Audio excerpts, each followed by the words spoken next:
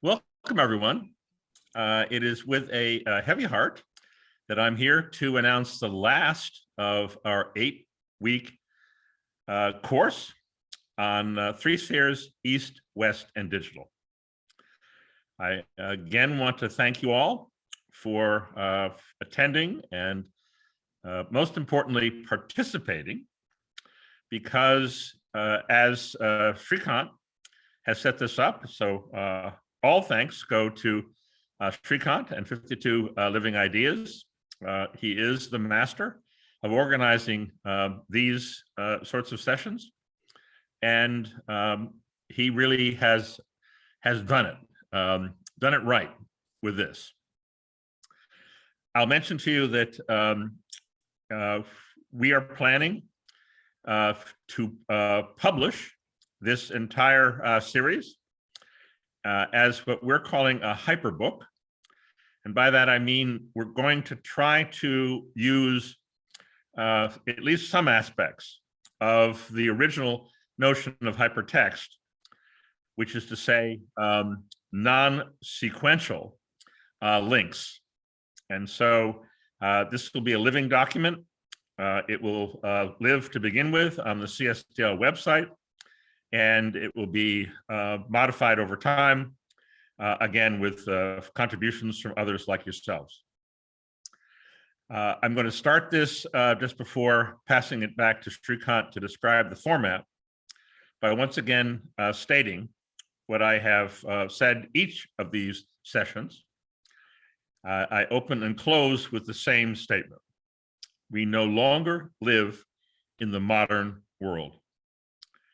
Digital technology has already fundamentally changed the structure of our lives, societies, and ultimately our futures. Today, I will be summarizing a great deal of this, picking up from some of the earlier sessions, but the purpose of this course is to help you act responsibly under these new conditions.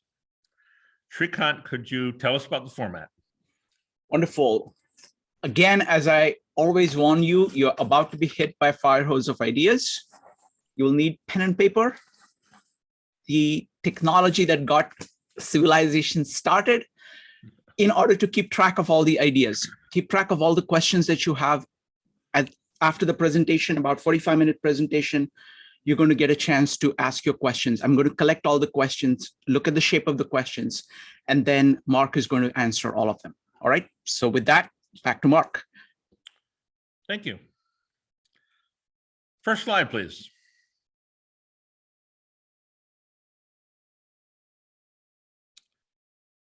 The title of our concluding session here, appropriately, is Post-Humanity, ? And the future. This is a topic that many of you, I suspect, have been looking into on your own.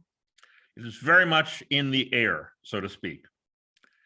In my life, I keep running across many groups of people who are organizing themselves to try to answer these questions. We tend to be a little bit more broad gauge than they do, but I will be touching on what many other people are trying to answer. Next slide, please. Post-humanity is today, as these book covers and dozens more will show, has become a very lively topic in academia. It is, in our judgment, completely normal for people under these conditions to begin to ask these sorts of questions. We are now in a situation in which building artificial humans has become such a widespread priority that I was invited and have joined the steering committee of a think tank in Warsaw, Poland, focused on this, which is itself then connected in with lots of discussions going on in Europe. So no matter where you are on Earth today, it has occurred to you that we're in a crisis. Many people have begun to describe this as a meta crisis because it isn't one crisis, it appears to be many, all at the same time. So this has gone beyond the climate crisis. It has elevated a number of people who promote themselves as dealing with existential threats. The notion that humanity might have a use-by date and that something dramatically different is about to happen is coming at us now from every direction. Now, some of you will remember the lyrics for a song released in 1967 by Buffalo Springfield. Title of the song is For What It's Worth. It was initially released as a B-side. It was not thought to be a particularly important song, but the lyrics begin with, there's something happening here. What it is ain't exactly clear. And you can all cue that up if you wish with that title and watch some people with very funny hair and behaviors from an earlier transition, the counterculture of the 60s, wondering what it is. Did they ever figure it out? Probably not. But in the midst of that, one of the characters who is extremely important for our work, Marshall McLuhan, was promoting a whole variety of ways of looking at this. He was a sort of character as a English professor who wanted to not act as a philosopher, didn't want to act as a logician. He wanted to act as a poet. So his poetic approach to this wound up in understanding media, wound up in the book. The medium is the massage with an A, massage. Wound up with that was 1967, same year as Buffalo Springfield. And then following up with a whole series of books, including War and Peace and the Global Village, which is highly important for our work because we originated in a geopolitical context and continue to operate as if we are taking some responsibility for potential crises, geopolitical crises, conflict. So what is our future? What have we learned since Marshall McLuhan? Next slide, please. Leonardo da Vinci sketched this Vitruvian man somewhere around 1490. So for those of you who have found Florence to be a great place to visit, the last time that I traveled extensively out of the country, I went there with Debbie Newman. We spent a week in Florence. We were studying the topic of a new Renaissance. Da Vinci is not necessarily in his own days at the center of that. And yet, this drawing has become extremely important for the post-humanists.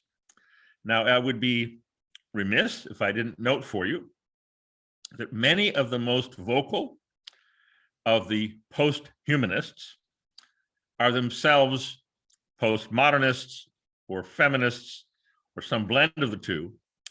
And so this drawing winds up for them being something that we now have to get over, get past. The proportions of a human, of course, are depicted here as a male.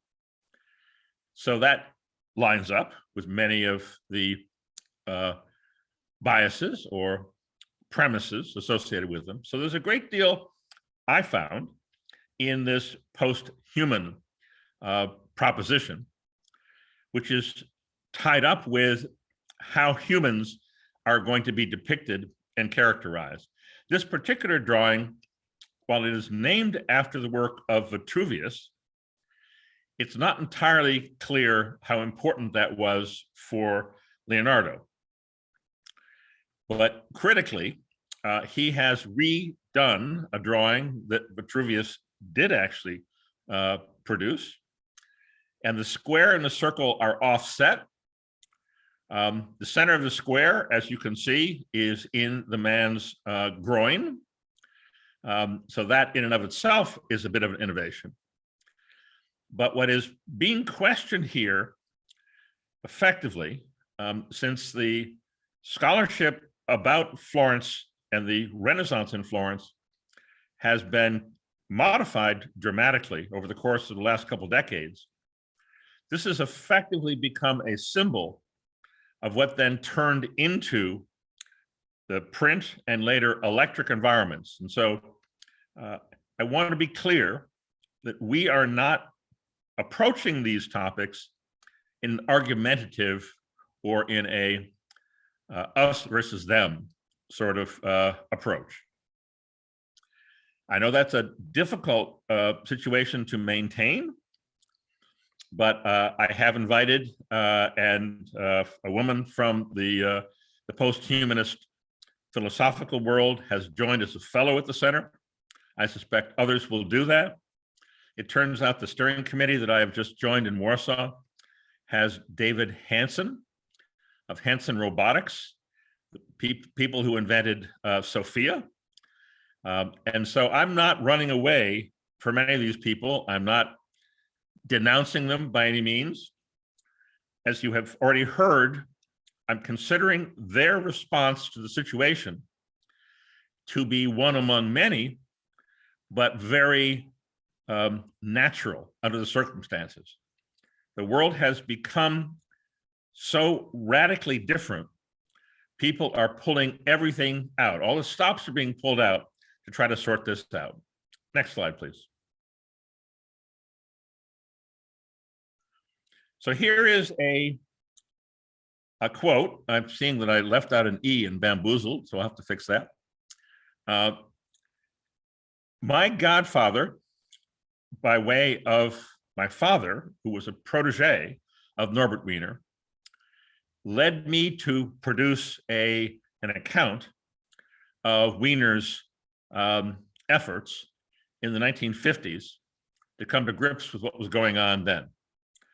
In particular, he came up with an idea for a genius project, which my father was fortunate enough to be included in. And that connection is what, in effect, got me invited onto this group. This is a quote from an article that appeared 3 weeks before Weiner died in Stockholm. So this is effectively his last word. I will read it quickly.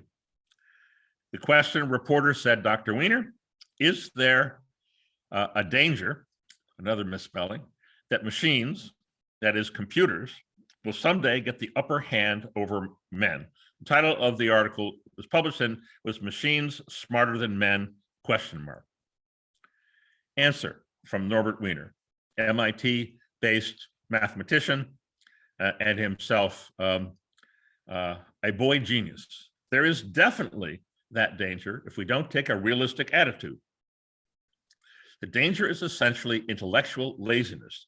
Some people are so bamboozled by the word machine that they don't realize what can be done and what cannot be done with machines, and what can be left and what cannot be left to the human beings. There's a worship of gadgetry. People are fascinated with gadgets. The machines are here to be used by man, and if man prefers to leave the whole matter of their employment to the machine by over-worship of the machine or unwillingness to make decisions, whether you call that laziness or cowardice, then we're in for trouble. I was given the assignment literally a couple of weeks after this appeared to try to continue Weiner's work by my father. At the age of 16, of course, I had no idea what that would mean. I'm still trying to figure that out. But what we're doing here in this course and what we have been doing more broadly at the Center for the Study of Digital Life is an attempt to fulfill that assignment. Next slide, please. This will turn out to be a critical piece of anybody's work, if it's serious, on these questions. I will detail at the end of this a bit more about what Shrikant and I and some of you will be doing next year. You'll all be invited back for another course. That course will be on digital Catholic social teaching, and the grounding of that, the ground principle of that, is the soul. In earlier activities of the center, in particular going all the way back to the summer of 2018, ancient history by now, we did a close read of Aristotle's Peripsyche in the English language translation entitled On the Soul. I highly recommend it. If people are looking for something to take away from this as a grounding that they might not have otherwise thought about, that translation by Joe Sachs is highly recommended. Aristotle was not a dualist. And so much of modern life, we're not in a modern world anymore. So much of modern life has been based on a duality, which has separated the soul from the body. Descartes, of course, famously gets the credit or discredit, if you will, for doing this. We are tossing that overboard.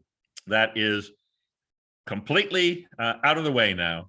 And our work is based upon Aristotle's hylomorphism, which you'll find all throughout his work, but his physics in particular outlines why matter and form are both required for existence.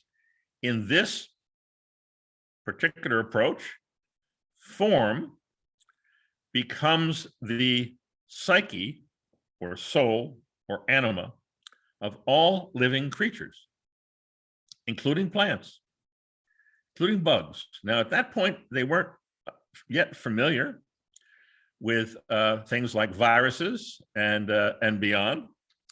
So there's lots of interesting literature that questions whether a virus has a soul or not. I rather think not, but which is to say, it doesn't have a life of its own. It becomes a part of the life of what it infects, but we'll leave that for another day. But I want to make a few emphatic statements here in terms of our approach. These are things that are modern ideas that are not going to be continued. And so a part of the problem with no longer living in a modern world, there's an enormous amount that we have learned, which we're going to have to consider now unlearning. In particular, organisms, living things, are not systems. Systems thinking must reduce almost out of range and consideration at all what it is that makes an organism operate. That won't work. As I described in some detail, we go back to my first class, actually the second class rather, on the West Sphere. We're now in the process of retrieving our understanding of natural law. And that retrieval, which long predates systems thinking, is what I think is likely to replace it as we go forward in developing new sciences. So one of the sciences that has attracted a great deal of attention by people who have noticed that something is happening here is complexity science. That complexity science tends to feed into the digital sphere. This session is about the digital sphere, and it is based upon the alchemy of the element fire. So for those of you who have been looking into the topic of alchemy, or perhaps have been studying it for a while, You know that in the West, there are 4 elements: earth, air, water, and fire. These are material elements. Fire was thought to be a material element. And complexity science is based originally on astrophysics, which is to say that big ball of fire in the sky and smaller balls of fire created by nuclear bomb designers. Same people who gave us complexity science. That is not going to make it. That is a camel that is not going to fit through the eye of the needle. Furthermore, the notion that information theory can understand life, which it portrays as negative entropy, will also not make it through the eye of the needle. And last and probably most importantly, we're going to have to set aside the notion that we are information processors. This dominates today's psychology. It dominates much of today's philosophy. It is a direct rationalization, reduction of what it is that makes life what it is. It's not going to continue. In fact, you will probably notice, if you're inclined as I am to pick apart words and try to understand their origins, Aristotle's form is right there, smack in the middle of that word, information. So information tacks on a prefix and a suffix, and in the process smothers the form. If we were to modify this to say that we are form recognizers, which is a very different statement, then we'd be getting a lot closer to the truth. Next slide, please. So as we have underscored throughout, we're in the process of a transition from one paradigm to another, television to digital. That means there's all kinds of hybrids out there. That means there's all sorts of confusion. What is Facebook? What is social media more broadly? The answer to that is we have to set aside many of the prejudices that have been emphasized about this and try to consider it in a new light. The theme that everything must go becomes quite difficult. I understand that. And I hope we get a chance to deal with this in the Q&A. It is our assertion that human behaviors and attitudes are formally caused by technology acting on our subconscious inner senses. Now, causality is a topic that we have lost track of. Formally caused likely doesn't mean much to this audience. Deserves to be more carefully understood, to be sure. I got into a discussion on Facebook, of all places, where I asked the question, why is everybody now gravitating to this meta-crisis analysis? We've gotten to the point now where people are putting together lists of all the people who are doing this. And that list is running into the scores, if not hundreds, of individuals and organizations. So this is not a minor matter. The public intellectual side of this has really become a freight train. What I got pushed back on was cause and effect can't possibly explain this. And my reply was, that's correct. Cause and effect is efficient cause, but there are 4 causes, as Aristotle instructed us. Efficient, material, by the way, material cause is what gives rise to alchemy, gives rise to complexity science, specifically the material element known as fire. In addition to that, there's final cause. We have tended to shuffle that to the side. That's telos, or teleology. But most importantly, it is forms. And so in the summer of 2019, we conducted a somewhat smaller group close read of a very important essay written by Eric McLuhan entitled Formal Cause and Media. It may make sense to return to that in the Q&A if you're interested. So we've gone from a television world in which postmodernity, particularly the French variety, but many other varieties, and by the way, the French postmoderns didn't survive as a topic of interest in France nearly as long as they have in the English-speaking world. The Germans have always been a bit reluctant about the French, and so it didn't have as much impact there, but in the Anglophonic world, postmodern really swept through academia. The recognition that that no longer applies now is widespread. That's why we have post-humanity and so forth. Meta-modern, para-modern. What happens under these circumstances, as people attempt to rationalize what their subconscious has already told them has happened, is they try to be the one who pins the tail on the donkey. They want to give a name to this thing. None of this, however, is going to stick. Most recently, Ian McGilchrist has published his 2-volume work, The Matter with Things, Our Brains, Our Delusions, and the Remaking of the World.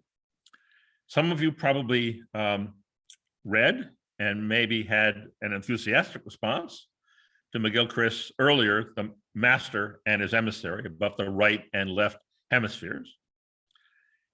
Clearly, for reasons that we can only speculate about, natural evolution, biological evolution, has wound up with this peculiar situation in which we have 2 brain hemispheres, and it is pretty clear that each of them is, in a sense, a total brain. There are people living today with one or the other, but there's a lot of experimentation, which McGilchrist goes through, demonstrating that they don't operate the same way. Why would humanity have come to this point with effectively 2 brains? And we could then discuss whether there might not be some other aspects of our biology which deserve to have some of the same descriptions to it. I will also point your attention to a work that has been very important to me, in particular because I personally knew Julian Jaynes and can probably describe myself as his last student, which is to say I spent a bunch of time with him at his ancestral home on Prince Edward Island after he had been thrown under the bus by the psychology department at Princeton, where I first met him. His origins of consciousness and the breakdown of the bicameral mind is the description of an earlier paradigm transition, the one from oral to what we call scribal. Also something very much worth looking into, and not just Julian Jaynes, but Merlin Donald and other people. And you will find Merlin Donald, in fact, at 52 Living Ideas. Shrikant has been on this topic long before we met.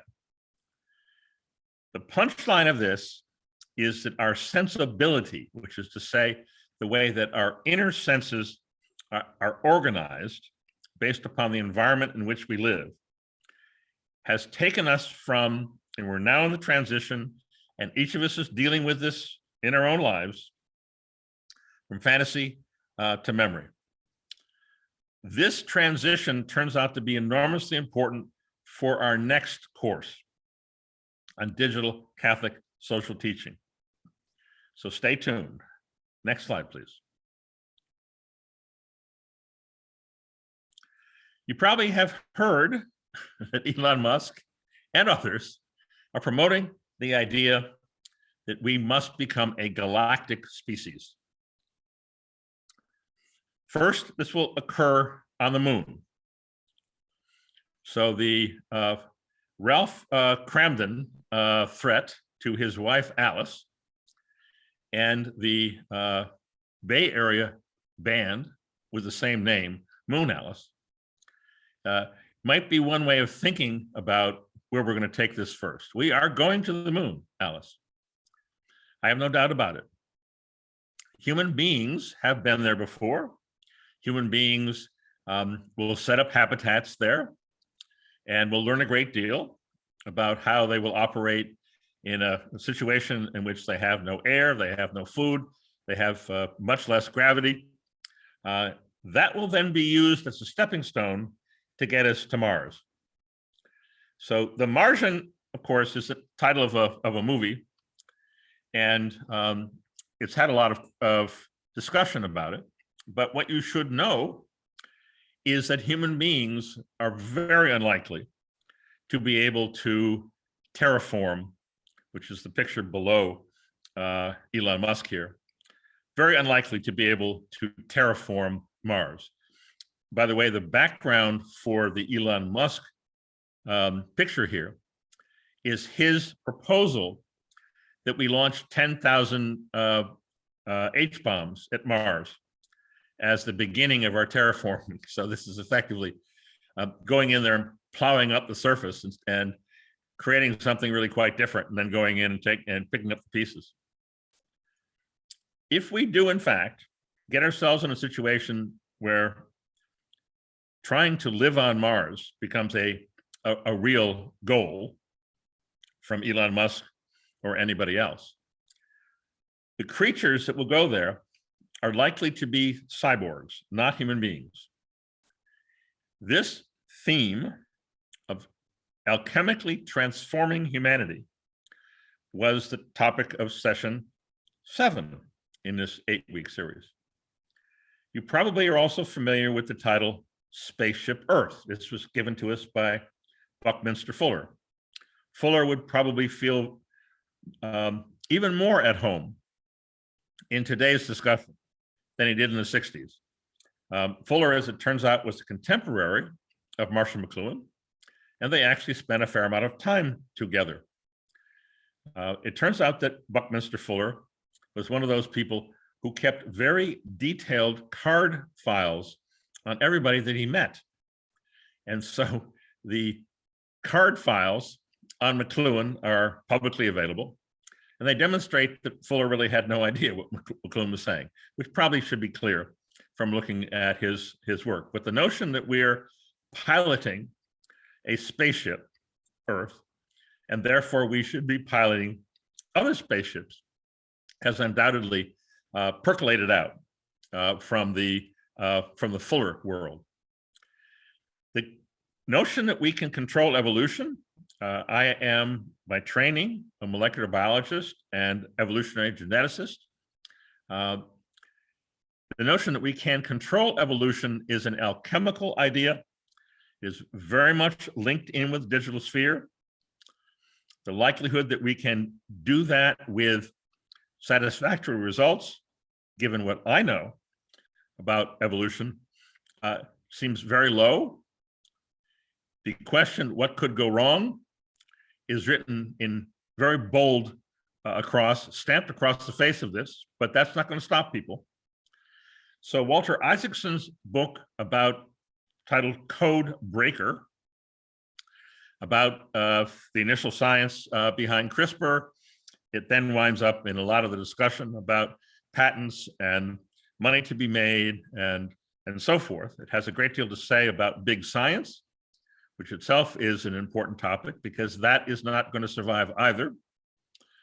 But I can tell you that as we start fooling around, and this has already begun, there have already been human clones that claim to have been made. The Chinese scientist who made that claim has been arrested for what he did. That does not mean that there's all sorts of activity underway. It may very well be that much of the efforts now to enhance our biotechnologies wind up pointed in this direction. There are military implications. There's a whole range of potential customers for these sorts of activities. We're heading into a period in which space opera, which is a genre of science fiction, some you'll be familiar with. In particular, it is closely associated with L. Ron Hubbard. I believe that when you scratch the surface at NASA, you will find a surprising number of Scientologists. This has been reported in various places. And so the superficial dimension of this, who are these characters, will probably also become an important topic. Science fiction has informed us a great deal, and it has also, I think, put a lot of people in a position where they want to try some of this stuff out. And I have no doubt that that is already well underway. Next slide, please. I'm sure you're all familiar with aspects of the artificial general intelligence topic. This came up last week. Bill Frezza asked a great question, which I tried to answer. This will all wind up in the way that we bring all this forward in the hyperbook. In our view, actual intelligence requires both the soul and the body. It cannot be accomplished with matter alone. I believe that if you wish to generate an intelligence, in quotes, that can actually mimic human beings, then it will require both a soul and a body.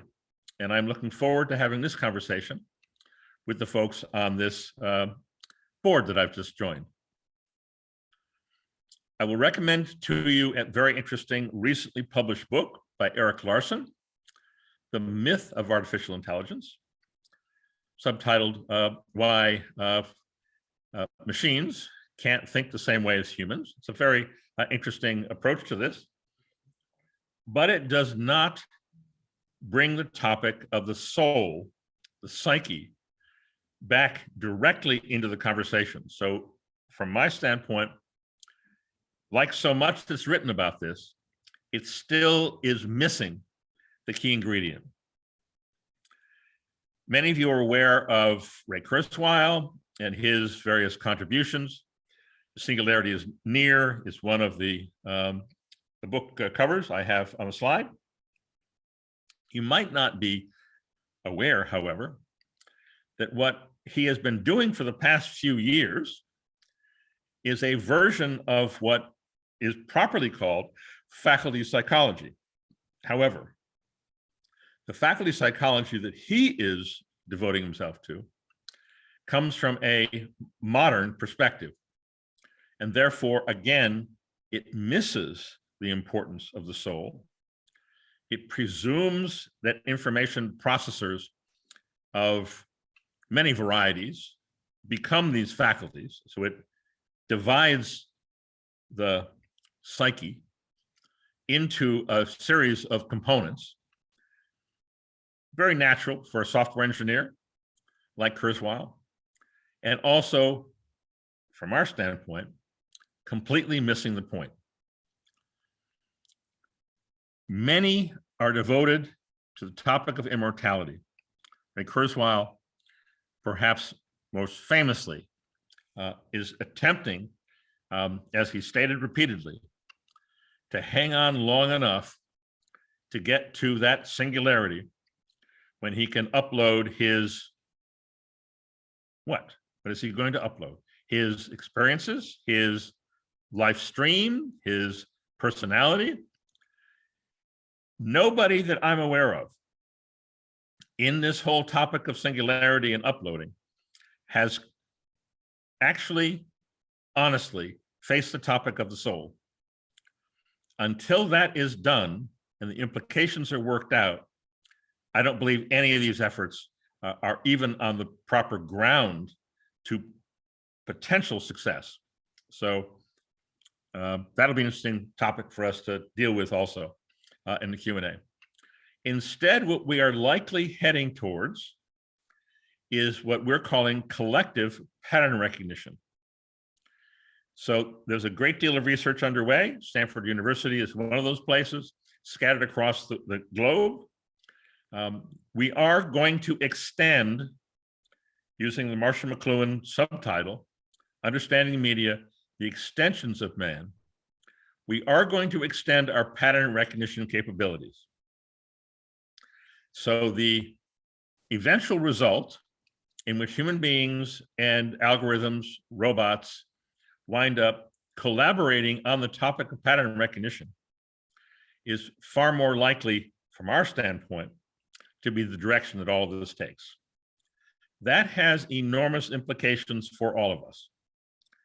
If we move from a fantasy world to a memory world, and in that memory world, we're using these devices to help us recognize patterns, that is a radically different sort of a world from the modern world that we have now exited. Next slide, please. So this is actually the last slide I'll be talking about today. We're closing in on the 45-minute mark, which is usually my target for these. So I will remind you of what we have been discussing, and then I'll point forward to where we're going next. We have talked in this course about the way that the technique used for human literacy is critically important. It is not the way that most people consider these things. This is very much a outside of the mainstream approach, to which we add another component, retrievals. You will find throughout the literature discussion of the printing press and so forth. That tends to be the favorite, because people who write about the Enlightenment and the origins of modern science, origins of modernity itself, have to tip their hat to the printing press. But that, again, misses the underlying critical character of what happened long before that, the beginning of literacy itself. Retrievals is a topic that is almost entirely ignored. So the first bullet point here is highlighting how different our approach to these topics is to the established approaches, to the reform of the established approaches, to modern academia more broadly. So I want to leave you with the understanding here that not only are we not in Kansas anymore, or fill in the blank, wherever you might live, but we cannot think about the situation using the same heuristics, the same tools as the modern age did. Not living in the modern age means we have to let go of the way that many of these things were considered. The next 3 bullet points summarize this entire course. 3 spheres have replaced globalism. Globalism is a product of television. Television is no longer dominant in our lives. We've moved into a new paradigm driven by digital technology. That has splintered the one world idea that came screaming out of World War II into at least these 3, East, West, and digital. We distinguish amongst those 3, first, with the technology used for literacy in those spheres. Logographic for the East, alphabetic for the West, and code or formulas or algorithms for the digital. Here again, we will see that critical English language word form, but once again obscured with the suffix. A formula, just like information, are ways of disguising the far more critical underlying aspect of form. The retrievals for these 3 spheres are quite different. The way, which we described in our 2 sessions on the East, is not the same as the West's understanding of virtues, and virtues, of course, predates Christianity. Much of the discussion of virtues today, which has become fairly widespread, is not a specifically Christian approach, but virtues is really at the heart of what distinguished the West civilization. And for the digital sphere, acting as alchemists, we believe that it is the spark, specifically the spark of the divine, which is taken to be essential here, which is being hunted for. Now, this different way of looking at the world, this is a fundamentally different approach to geopolitics. This is not the way the United States, the way that Europe, the way that China, the way that anybody is looking at this yet, leads, in our view, to a dangerous situation. Three-body problem. Three-body problem, for those who are familiar with it, is a description from astrophysics about three gravitational bodies and trying to then solve the problem of how they will interact. Often they crash into each other in those attempts. They resolve a three-body problem into a two-body problem, which has a solution, but there is no universal solution, as far as I'm aware, to the broader three-body problem. I'll also note for you that that titled three-body problem is the first of the 3 volumes in the trilogy from the Chinese science fiction writer Cixin Liu. The overall title for the trilogy is Remembrance of Earth Past. Very interesting overall title. Of the 3, for what it matters, probably nothing.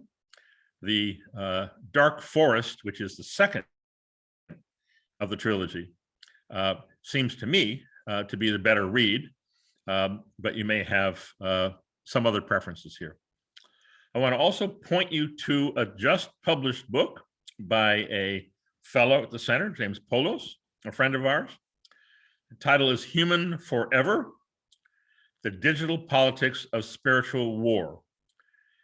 This is a very interesting publishing effort. It has been published, as he would say, on the blockchain.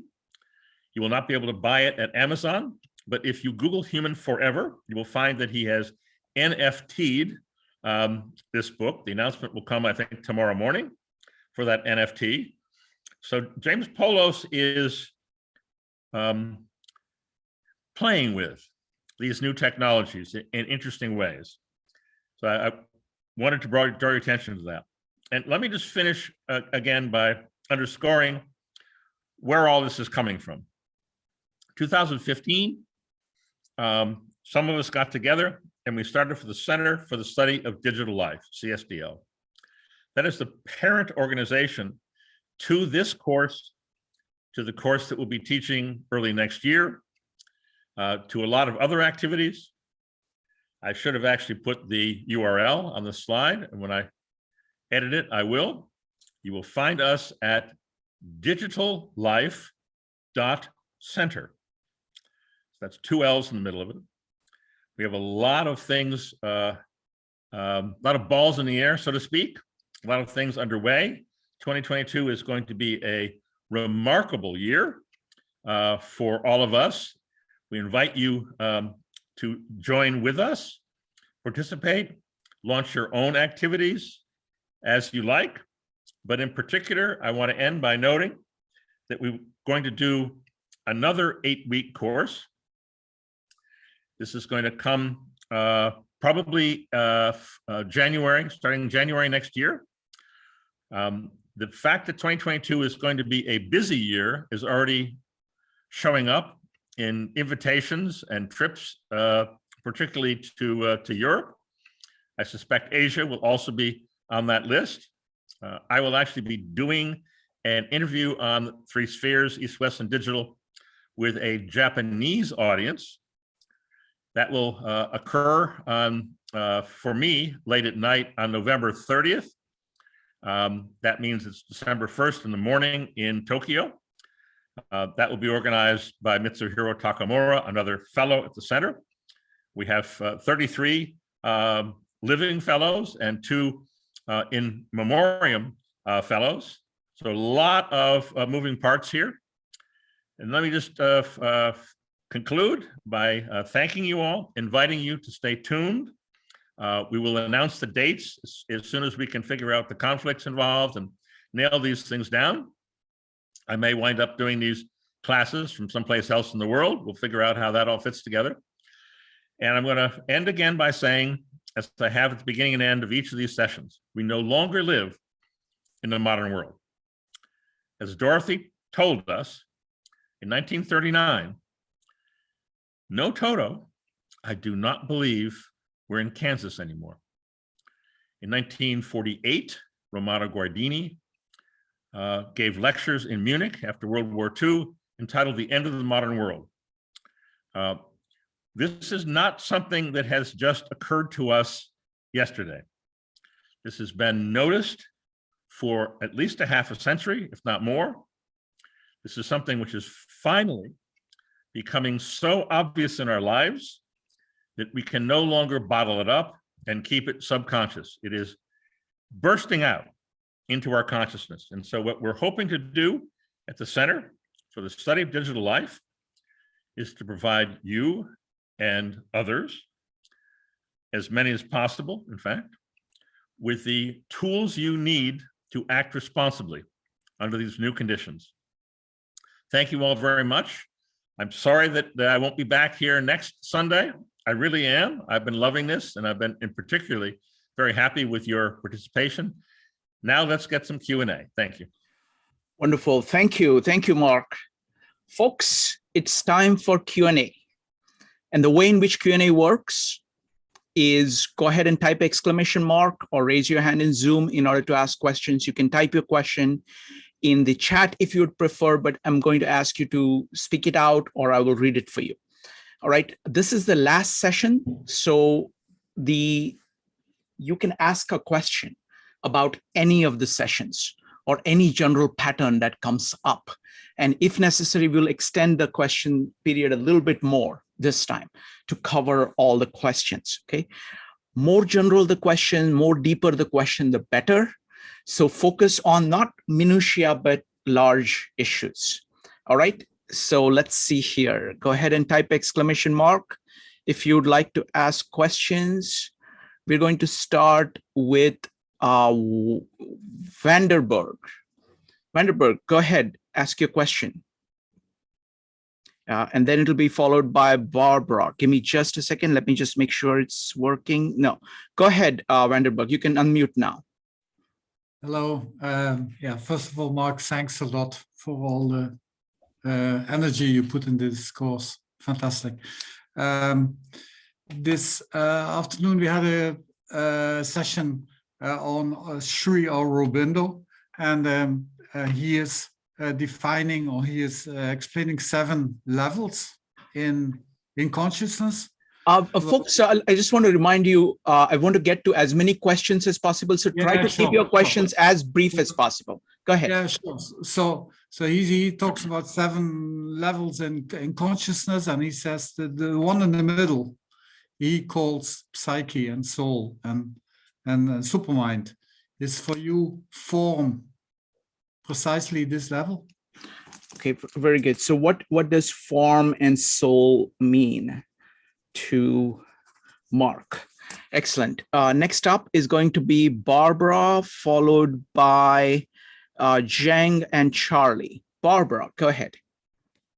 Hi, I was wondering if Mark would comment on what I think is the Catholic Church's preservation of the soul in light of the Reformation, and how Jungian psychologist James Hillman carried the ideas forth in a very, I think, very interesting way. Okay, very good. Thank you. The preservation of soul by the Catholic Church and Hellman. Excellent. Next up is going to be Zheng, followed by Charlie. Zheng. Yeah, I think it's quite fascinating about the soul with, when we discuss AI. I think the reason people didn't include the soul yet, because they don't really understand so that much. And I wonder, do you think the clone people have soul? So do clones have souls? Okay, thank you. Next up is going to be let's see. It's going to be Mehboob Hassan. Mehboob, do you want to ask a question? I'll ask it for you. How far the reverse Turing test goes? So reverse Turing test. Okay. Next up is John Davis. John, go ahead.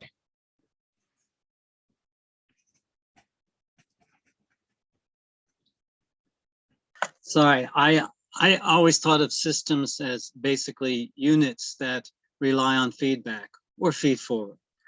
And you're claiming that organisms are not systems.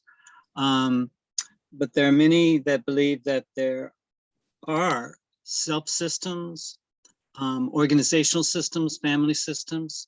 So can you elaborate on what you mean when you say organisms are not systems? Wonderful. What do you mean when you say that organisms are not systems? Next up is going to be Charlie. Charlie, go ahead. Just a second here. I'm just going to read what I wrote down. There's a recognition in the present-day scientific community of the limits of their approach through Gödel's undecidable theorem and Turing's equivalent notion of non-computable numbers.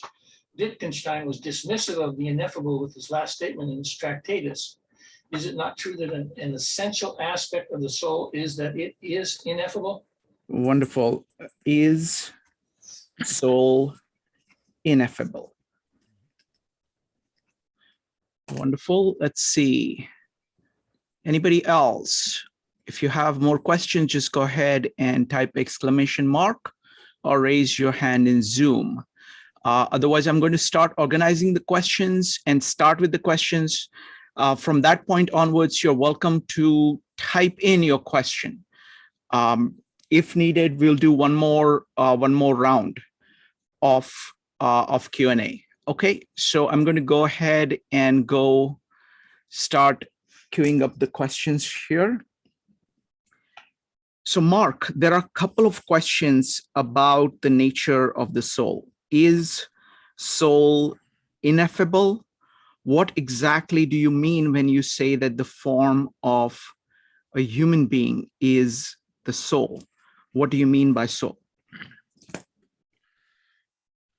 Well, most of the questions, and I hope this would be the case, turned out to be on my emphasis in the center slide on the topic of the soul. So I just start by saying that my guess is that there's no coincidence in this.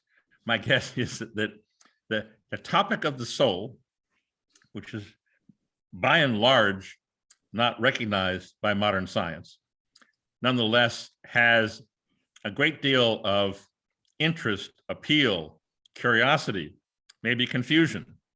That is entirely natural, I believe, under these circumstances.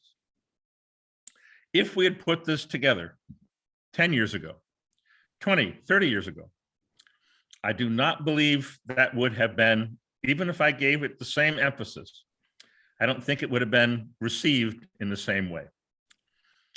The direct answer to the question of whether the soul is ineffable, where F-ability, which could have multiple meanings, obviously.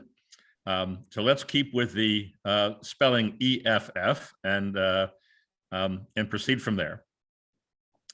What that question is pointing me towards is, the answer to the question is yes, the soul is ineffable in the way that modern science deals with these topics. But that is more a question of modern science than it is the soul. So Sri Aurobindo is retrieving some ancient Hindu wisdom. If you were to sit down with a serious historian of Chinese philosophy, you'd come up with the same answer. You ask a modern Chinese scholar, they will struggle to find a Chinese word that corresponds to the soul. But someone who has a serious knowledge of Chinese history or any other place, any other civilization that has existed, there will always be some aspect of the way they are approaching things, always. I've found no exceptions, which is, however, likely to be difficult to translate exactly. But on the other hand, it seems to be naturally observable on their part. So, as I've stated before, and I will emphasize again, sciences which we now have are not only recognized by themselves to be inadequate, but more broadly, our trust in science overall has forever been broken. Humpty Dumpty has fallen off the wall. All the king's horses and the king's men cannot put it back together again. It's not going to happen. And so if you were to go to the CSDL website, and in particular read the mission statement, you'll see that we have a mission statement oriented around new sciences. As I emphasized in my discussion of natural law, and by the way, natural law is not something which has been considered identical throughout. And so there are treatments of natural law in each of these civilizations, and they have altered over time. But the Western notion of natural law, which flows in many ways from Islam and Hebraic speculation and scientific research, before it entered into the Latin West, if you will. This is what we are now going to retrieve. And this will not be possible without the soul. And so the effability of the soul will be dramatically changed as we change the presumptions on which we structure our sciences. So as we move into a realm over the next few decades of new sciences, those new sciences will have to take this into account.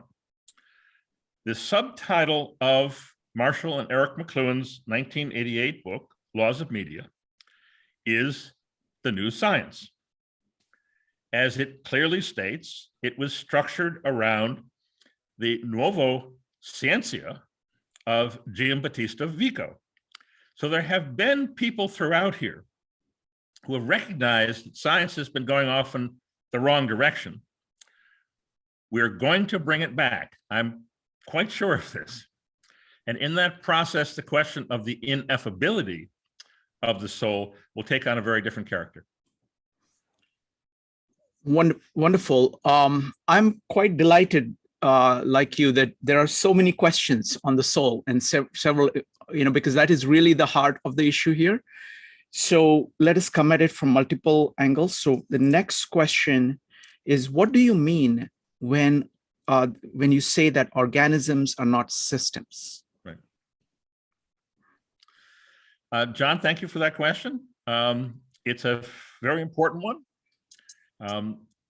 Particularly since most of the intelligent and earnest people who I've met looking at these questions, and there are lots of them out there, they have wound up adopting one or another version of systems thinking.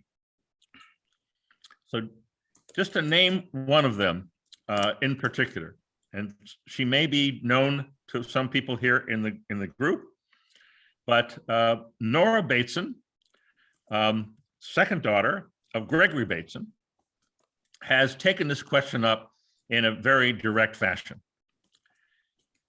Gregory Bateson winds up to be a contemporary of Norbert Weiner, who I highlighted here today. He's one of those guys who, if I wanted to pick a fight, I would probably put him in my top 5 people, but I don't want to pick a fight. I'd much rather have a serious conversation with Nora about this. And when I did that, Nora came back and sent me a PDF of something that she had been presenting at International Society for systems thinkers or something.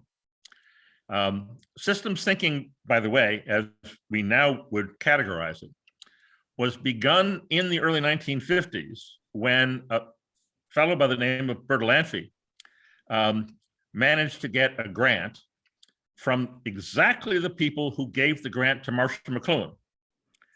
And so general systems theory was funded by the Ford Foundation, starting in 1954. It's been through many modifications since then.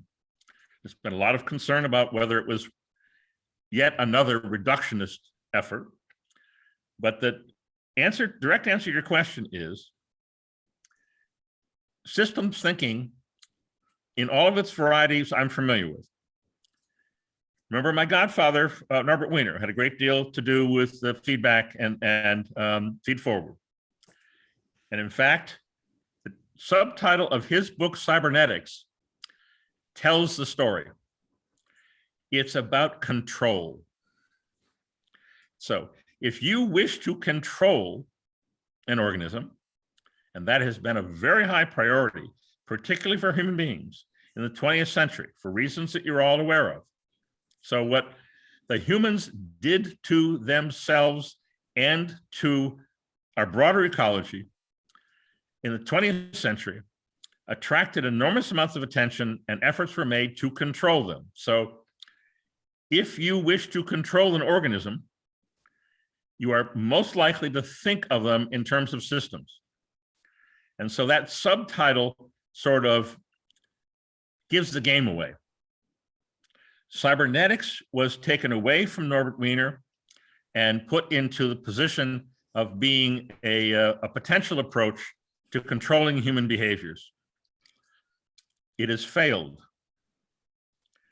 Having followed the history from Bertalanffy all the way through to modern day systems thinkers. And so we now have 70 years and 4 or 5 different major varieties and hundreds of very smart people, maybe thousands.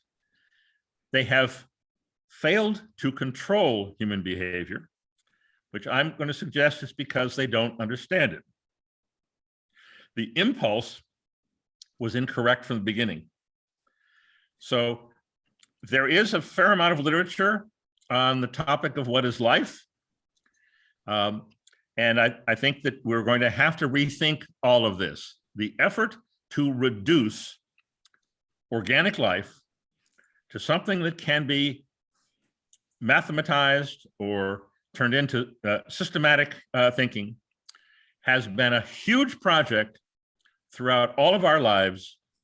As best I can tell, it has failed. And my approach to these situations is not to double down and say, well, we just haven't quite figured it out yet. My approach to this, because, well, who am I? I'm not important. I have no authority. I'm not worried about anybody trying to cancel me. I'm an outsider. So from this standpoint of this conversation, I am perfectly free to say, you failed. Let's do something else. Thank you. Folks, what I'm going to do is that I'm going to open it up for questions. Again, I want to take one more round of questions. And John Alton, who presented on Chi, has a comment. So we're going to take questions from Joe, Daljit, and Vanderberg. We're going to have John talk, make his comment, and then we're going to again organize the questions and continue. So Joe, go ahead. What's your question? I just want to say first, thank you, Mark, for this series. It's been really wonderful. And I think that my question kind of covers the entire series. When we were talking about existential threats earlier, what would you say are the top 3 existential threats to humanity? Wonderful, wonderful. Top 3 existential threats. Thank you. Next up is Daljit. Go ahead. Yeah, I'll second that. Thank you, Mark, for this. It's a great presentation. You know, and I'm also trying to integrate all of these pieces and thinking about the way, the virtue, and the spark. Is there a meta pattern within them that we are called to recognize? Is there an integration? Because my sense is that we took this rather Western perspective, particularly on the way. And you know, what John and Phil said, I'm wanting the steelman of their approach, and I'm wondering if you do that at the center in any way, because I feel like there's something there, and I would love to hear your opinion on that. So thank you. Wonderful. Thank you. Thank you, Daljeet. Next up is A. Vanderberg. If you could ask your question about pattern recognition, please. Yeah, my question is the pattern recognition connected to memory. Do you see that as a huge gift for humanity, or do you see that as a huge danger? Okay, excellent. Pattern recognition connected to memory, gift or danger. Next up is Charlie. Charlie, what is your question? Basically, one of the people who's really into this artificial general intelligence is someone named Ben Goertzel, who has made a whole philosophy, so to speak, about pattern recognition.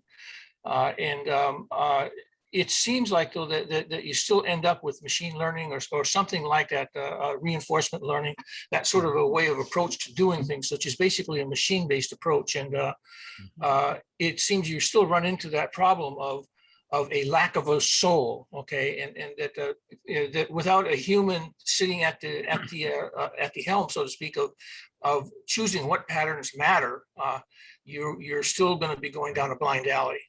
Anyway, that's more of a comment than a question. But sorry. Okay.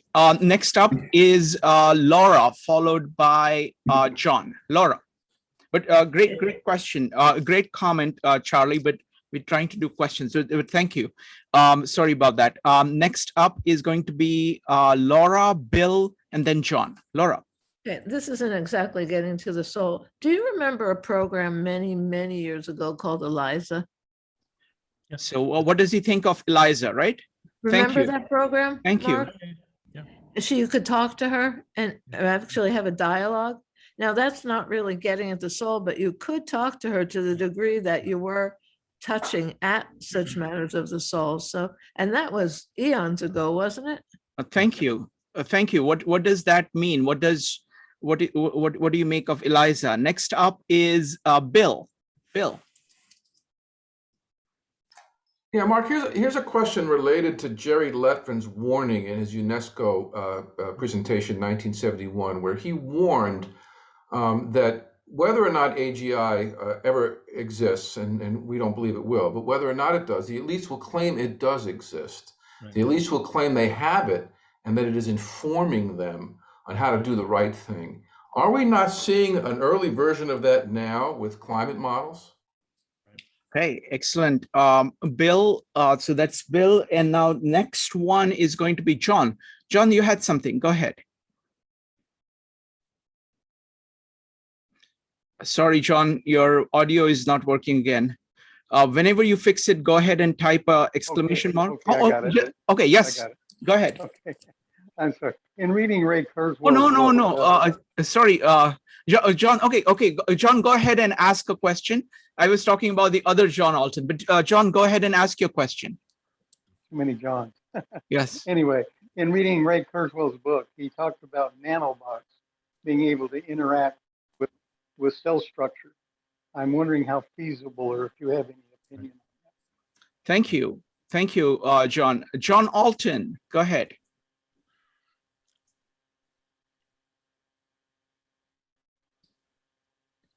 I think John Alton is still having a problem with the audio. Okay, John, we can't hear you.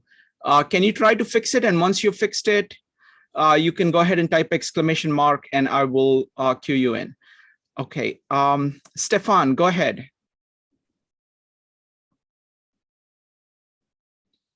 Stefan, you need to unmute. Nope. Okay.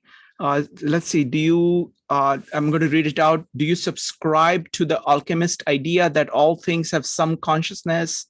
Or if so, do you think the biggest difference between humans and everything else is that we can direct our consciousness with advanced brains, and that means that machine with an advanced synthetic brain has a stronger consciousness than any humans. Okay, so alchemy, computers, and humans.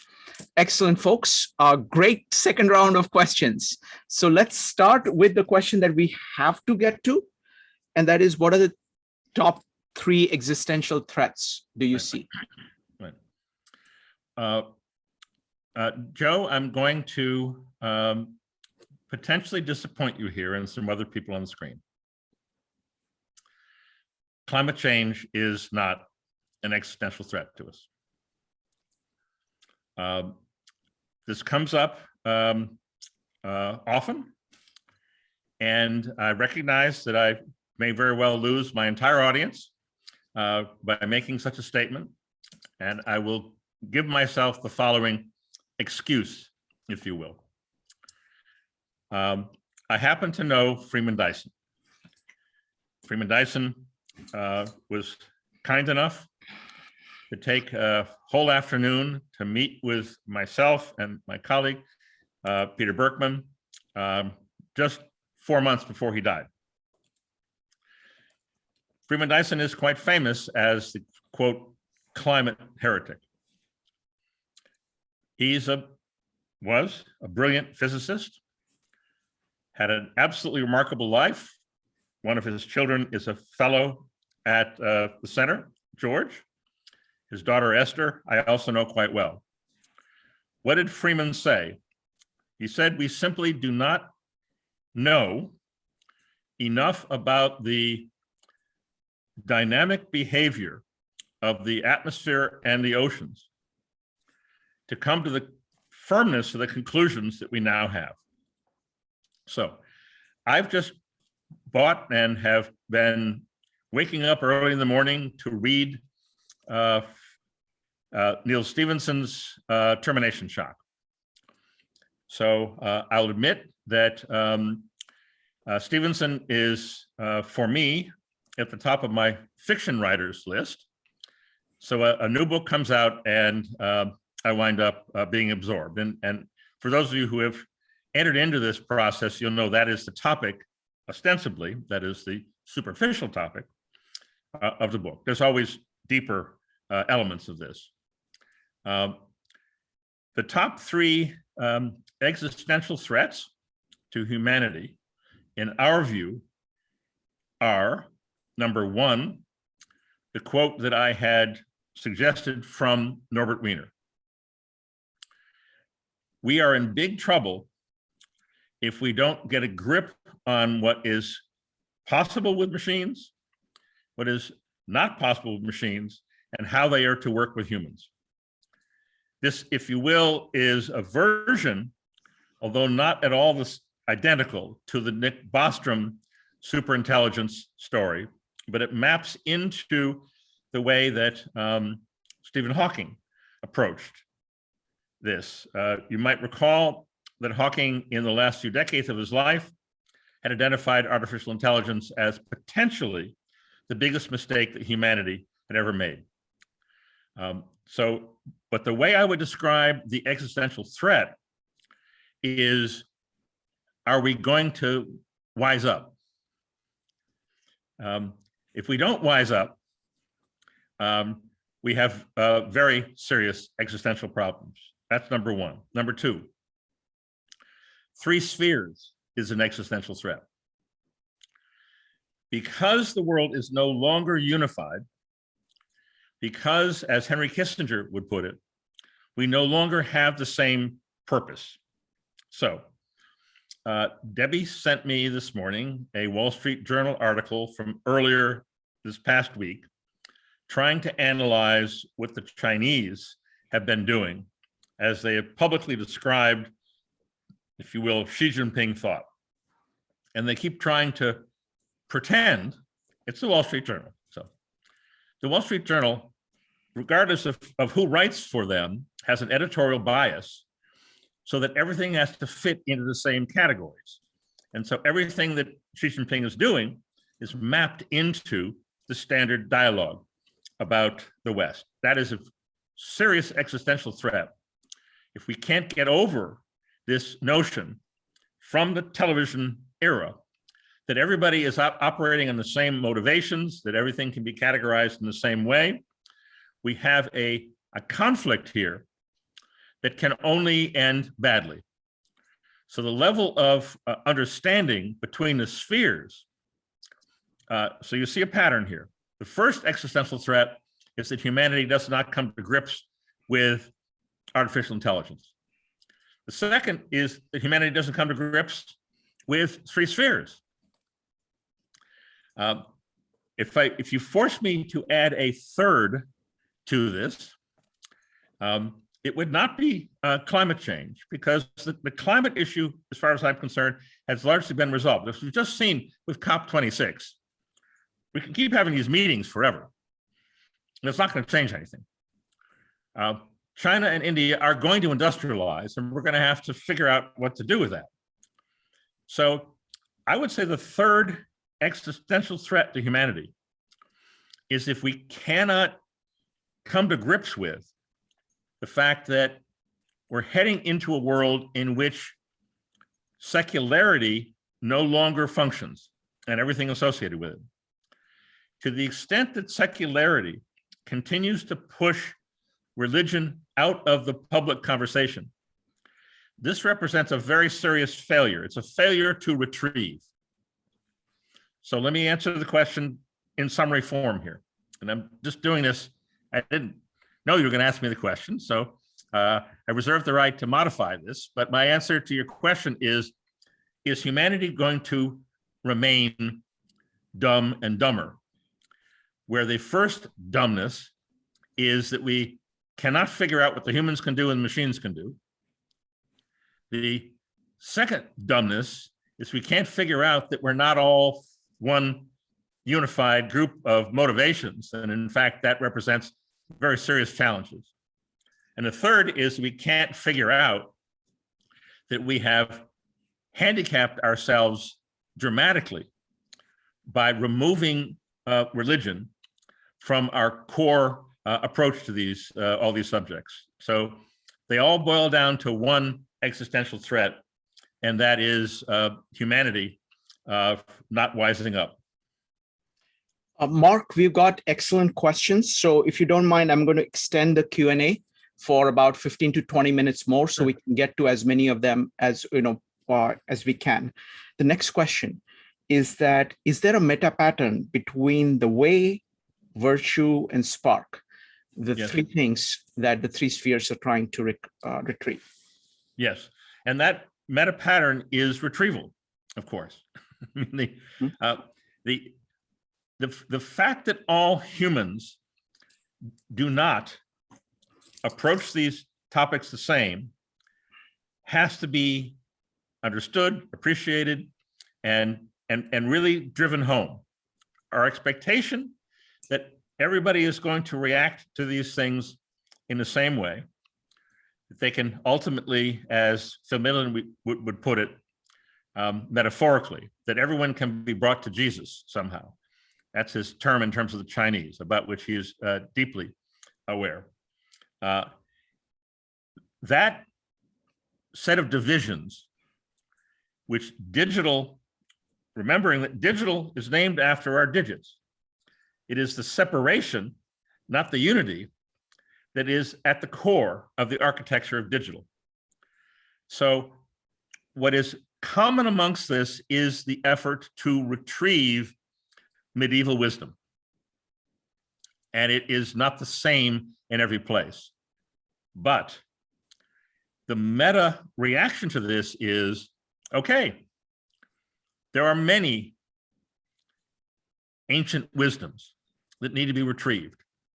We can find commonalities, we can find differences, but we need to recognize that pattern, that meta pattern of retrieving the medieval sensibility is something we all have in common, something that we need to deploy in such a way that we don't wind up destroying each other. Wonderful. Next question is about pattern recognition. A. Vanderberg asks, pattern recognition rests on memory. Is it a good thing or a bad thing? Is it you know, is it a, go ahead. Right. Right. And the answer, of course, to good, bad questions is always both. McLuhan would summarize this as services and disservices. So I will direct your attention to the 200 and some page book that we published on the center's website under the heading Journal, the Inner Senses, Ecology of the Inner Senses, in which we discuss this. Our approach is not a Hindu approach. It's not a Buddhist approach. It's not a Chinese approach. It is an unabashedly Western approach. So Daljit's comment that we appear to be approaching this from a Western standpoint, I think is correct. And would I like to change that? Yes, I would.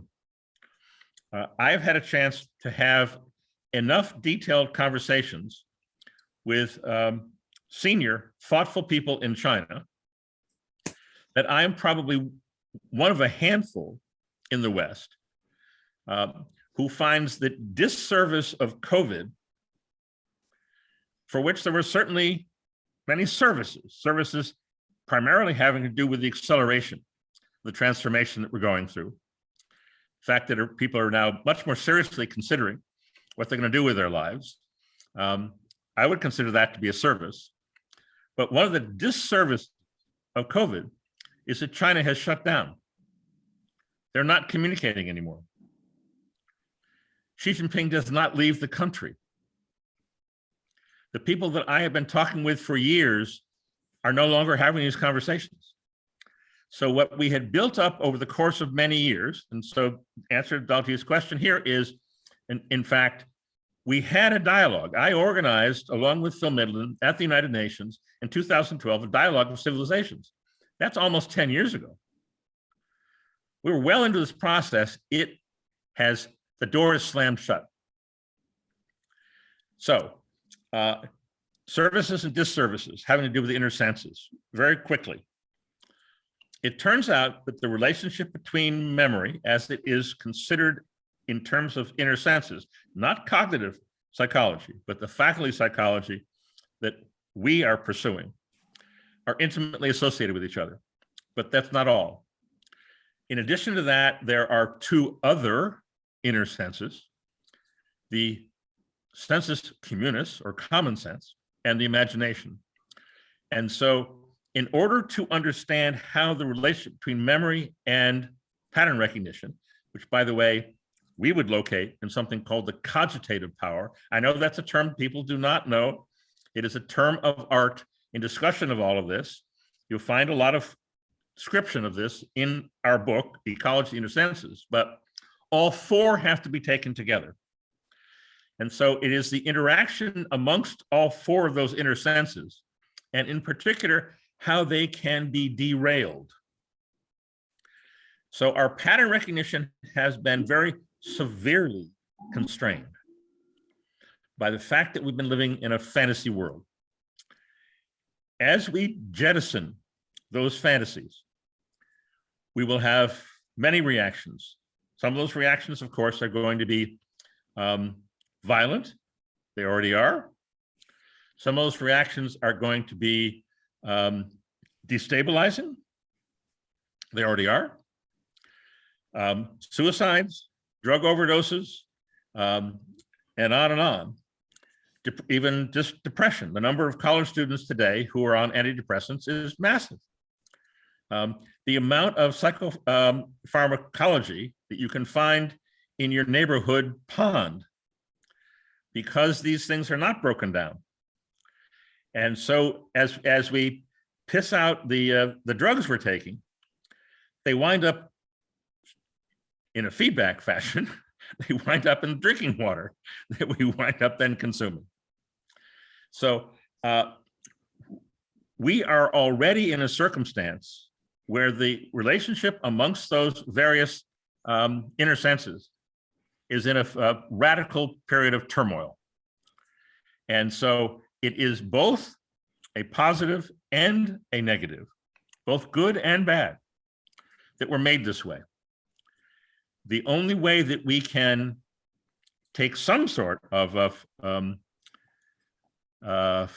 get a head start on this, if you will, is to understand how these distinct inner senses interact with each other, and then and interact under various media conditions.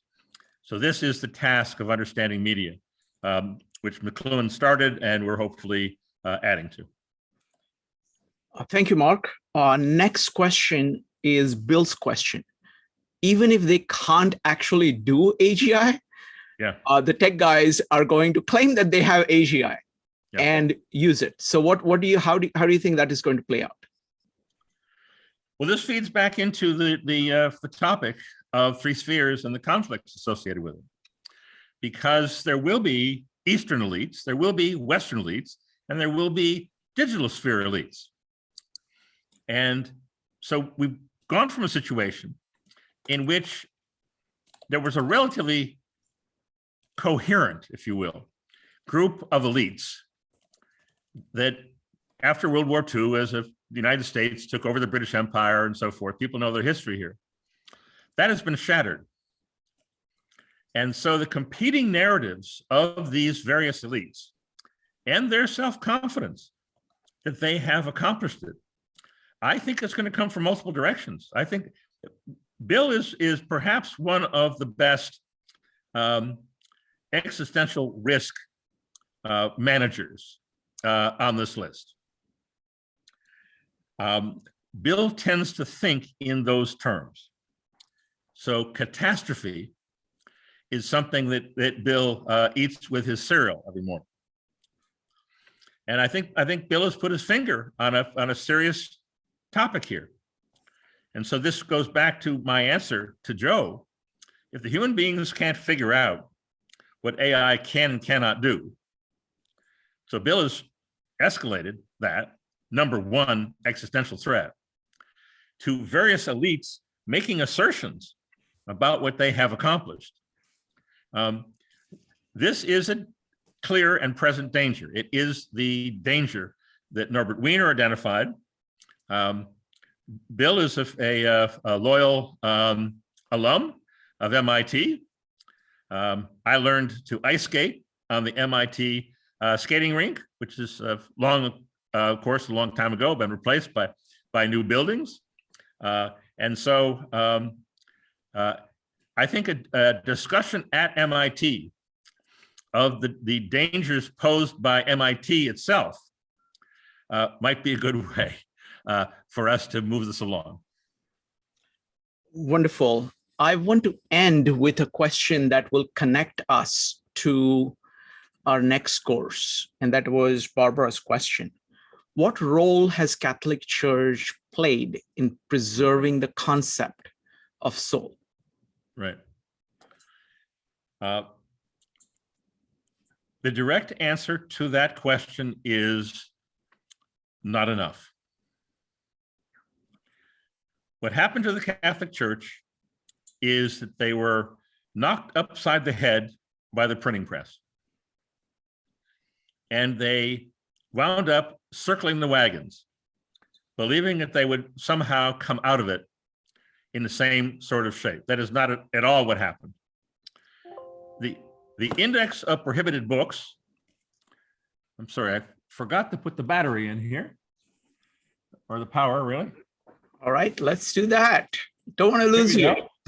Wouldn't want my computer to die. All right, here we go. Okay, now it's happy. Okay. I was wondering why my screen had dimmed. I forgot to plug the damn computer in. And so, following this incredible surprise, we wound up in a situation, ultimately, as it was expressed in the Enlightenment. And I guess Kant is a particularly important signpost along the way here, Descartes and many others, where the soul got very seriously demoted through the 17th and 18th centuries. And then it got worse. So you have the Vatican I phenomenon, middle 19th century, asserting the infallibility of the Pope. That's a pretty dumb thing to do. Is it going to work? Of course not. It's only going to make things worse. So what has happened, I think, over the course of the past 300 to 400 years is that the ability of the Catholic Church to forthrightly, not in a forceful or backed by the authority of the state or anything else, but just merely as a part of the development of our culture, its ability has been largely defensive. James Hillman was also a part of this question, and so I'll just note briefly here that one of the more important Catholic colleges in the US took this question very seriously. It's called University of Dallas. University of Dallas is where Eric McLuhan took his PhD.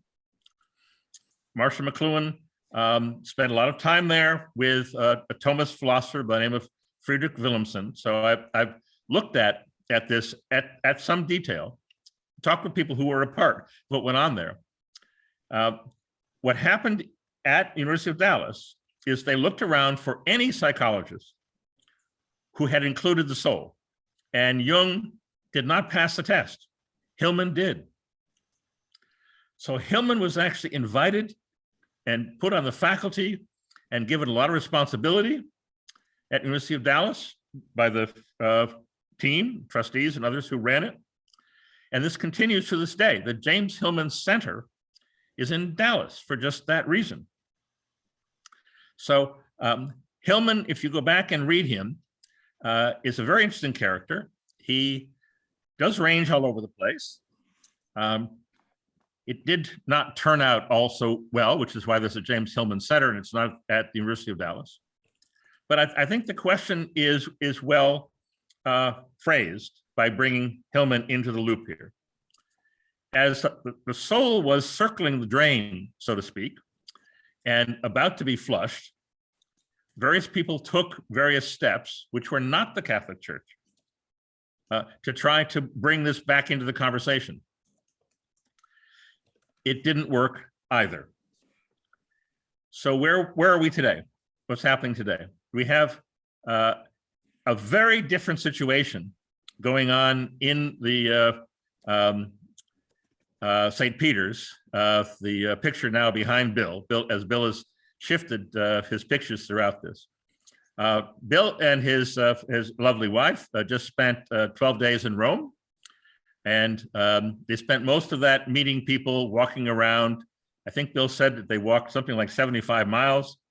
No tourism, but they got the soul of Rome, which of course turns out to be food.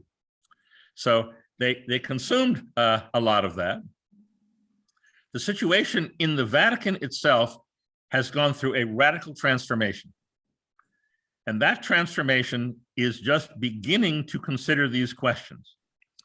Shrikant and I and some others conducted something called the Digital Eucharistic Symposium 2 weekends ago up in Connecticut.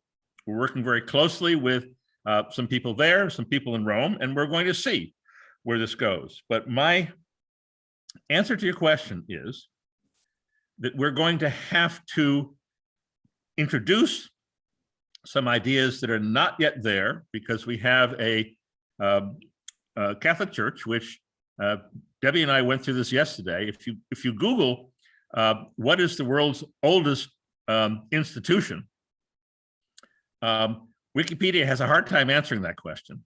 However, when you go to the Wikipedia entry for the Roman Catholic Church, it starts by saying, this is the world's oldest institution. So if we're in the West in particular, if we're going to remember, regardless of whether you're a Catholic or not, regardless of whether you think the church should be blown up or not, you're not going to be able to ignore it. And so the changes that are now underway, particularly under Pope Francis, we're pretty plugged into. And we're going to cause some landslides. Remember, I've stated before, we're no longer pushing a rock up a hill here. The Catholic Church for the last 300-400 years has been pushing a rock up the hill, going to sleep, knowing that the rock was going to come right back down and crush them. They've been playing Sisyphus for centuries. That's no longer the case. I'm not going to predict what the outcome is going to be. We don't do forecasts here or predictions. I'm telling you what has actually happened today. There is a serious interest in thinking these things through on a positive basis and contributing as a result of that.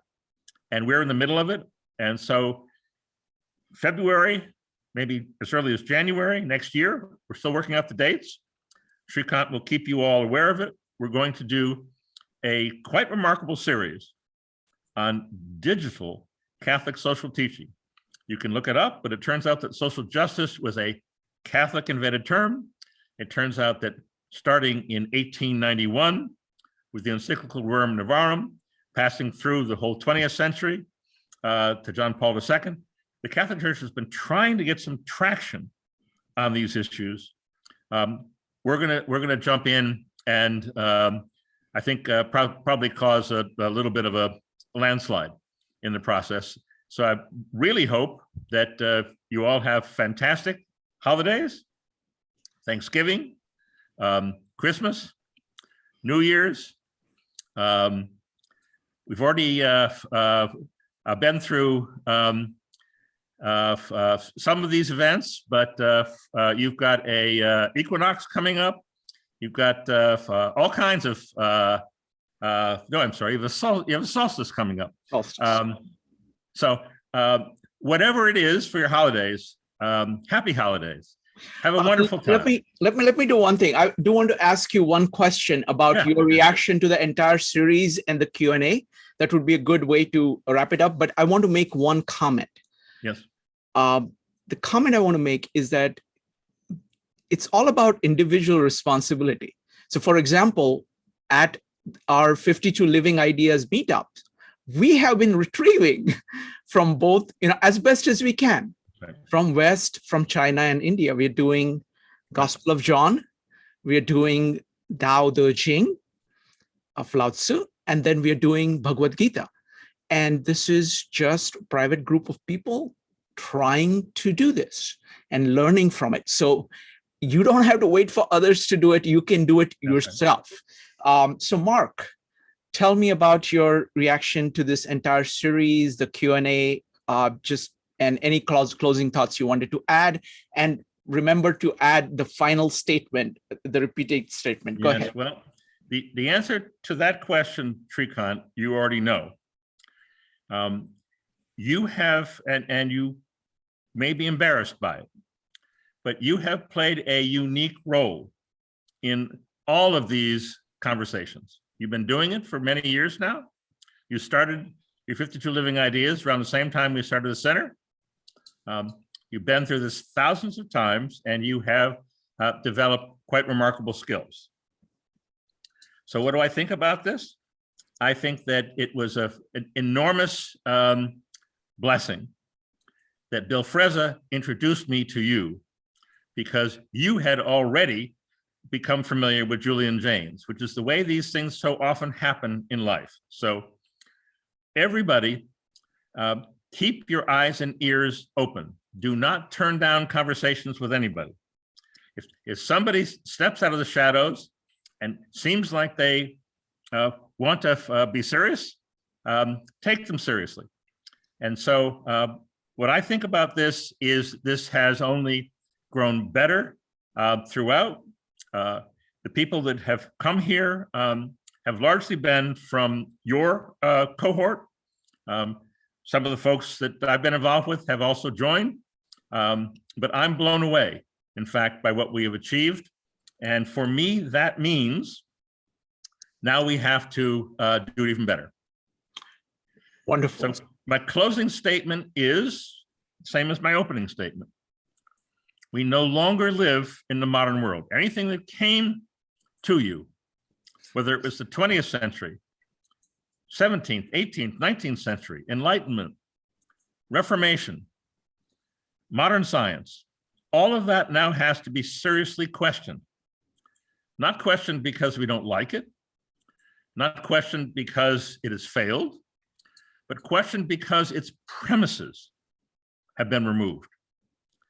Digital enters us into literally a radically new paradigm.